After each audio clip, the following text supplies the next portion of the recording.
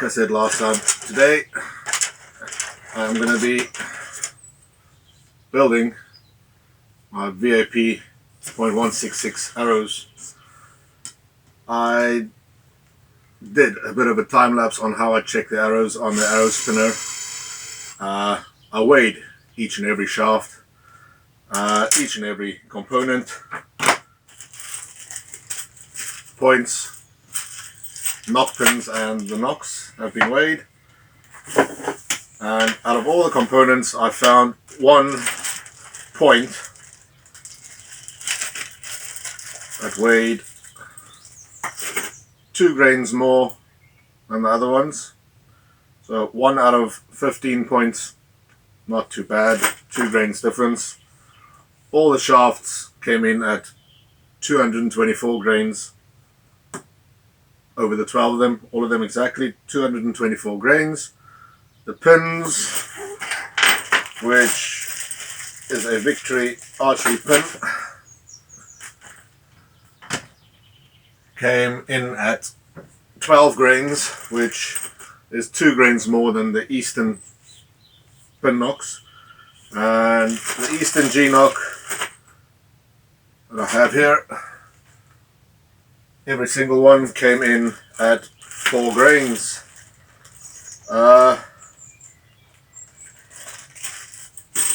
On the arrow spinner, these arrows spin like you'd expect.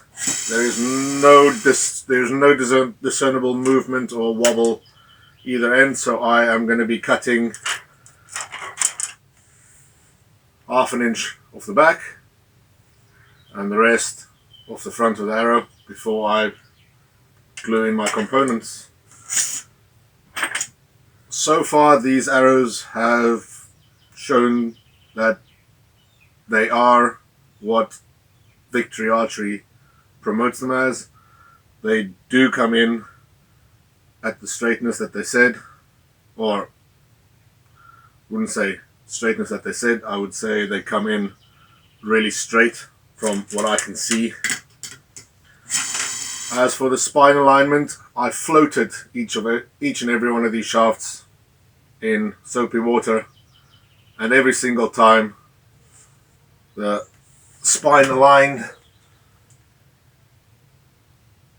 bit on top floated to the top. In the time lapse you'll see I was playing around with the arrow straightener with a dial gauge on it. There is not much that I can see, but from if I can see anything on there, it would suggest that that is my high spine and that the float test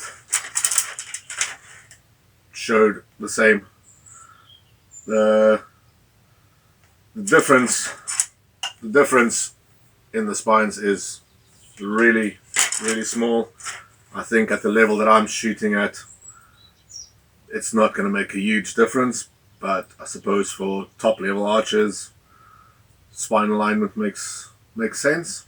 If you can, if a 10, every arrow counts, whereas for me, mid-level archer, every arrow doesn't have to be a 10. I would like it to be, but it doesn't have to be. So far, it's looking good for the Victory arrows. I will be building these shortly.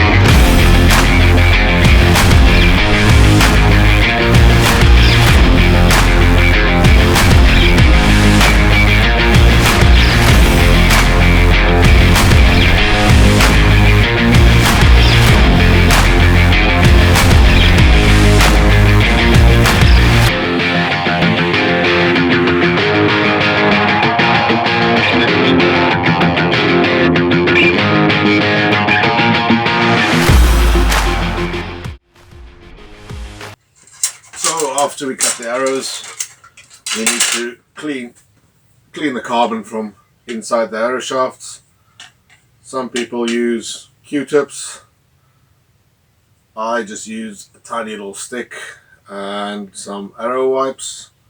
Just happen to have some arrow wipes to hand, so I use a tiny little stick, put it on my wipe, and just clean the inside of the shaft, get rid of all that carbon dust so that all that nastiness is not stuck in your arrow, and your points and your pin locks and things will stay put as they should. Now that we've cleaned our shafts on the inside, it's time to add our components. For this I will be using some hot melt glue. Get my points in.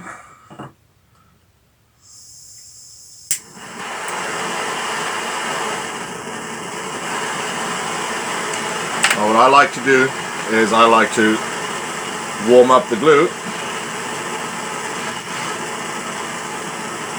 and get the glue all over the point.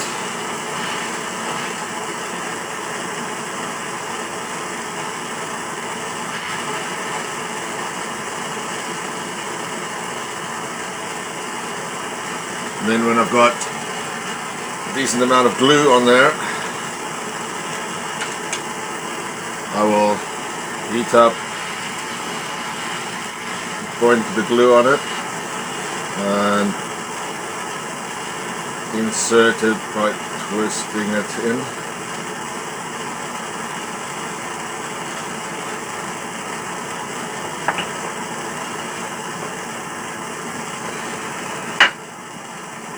And just take the excess glue, comes off easily, and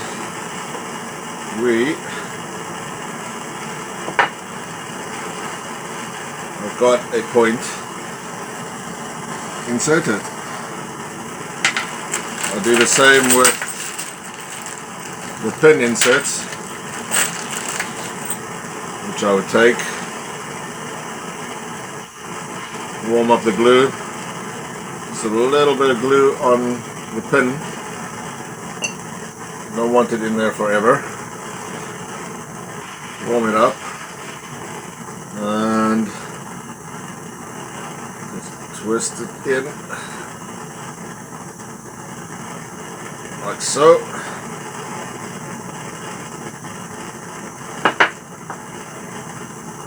And voila, one pin lock installed.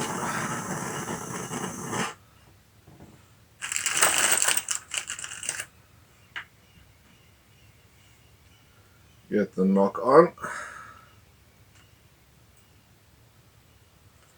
and see what it looks like on the arrow spinner.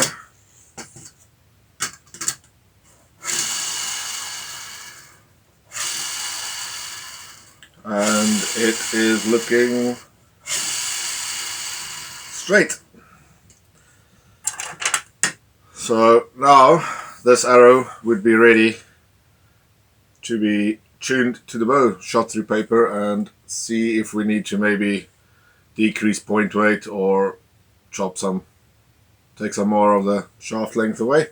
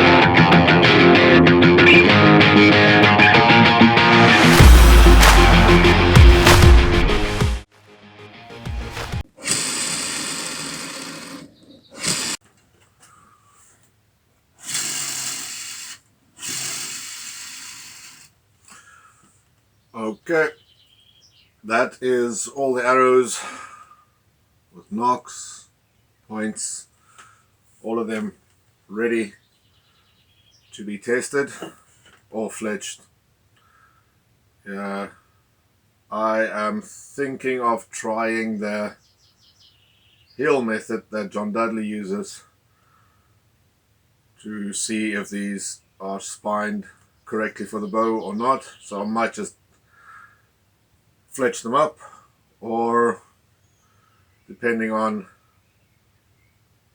what tomorrow brings, I might shoot them through paper and see how they tear. As for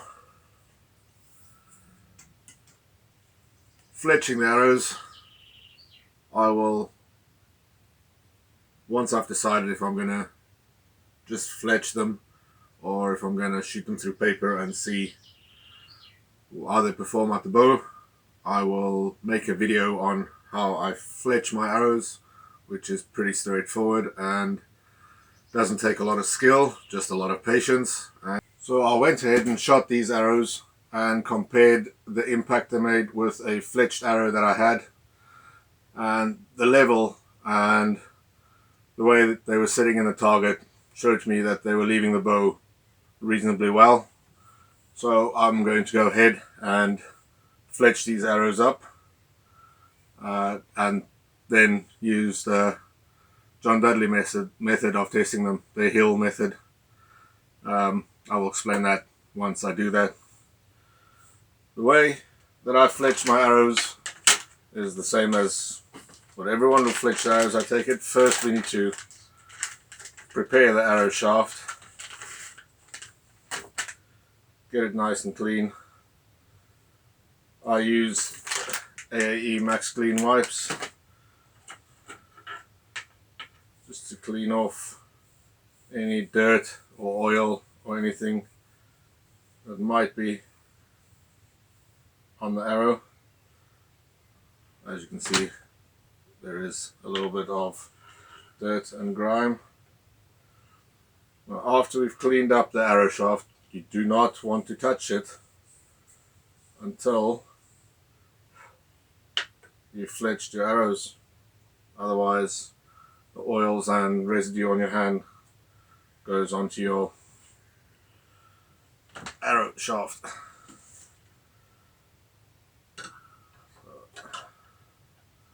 I am just putting this into my fletching jig with the spine line mark pointing to the top, which means I can get all of them fletched the same. I am using the AAE Plasti Fletch vanes. I have not tried using them before, so this will be a first. But what I normally do is I'll make a little mark on my clamp as to where I want my fletch to go to.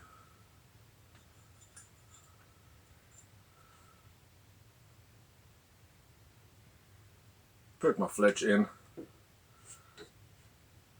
I use Boning Fletch Tight Platinum glue. It's just something I've always used and hasn't given me any problems. So I've just stuck with this one. There's many other glues out there that does the job just as well. So what I do is I'll fill this tiny little foot with glue, and what I found is the secret to this is finding out exactly how much the right amount of glue to put in that little trough, and that is just trial and error and a lot of time fletching.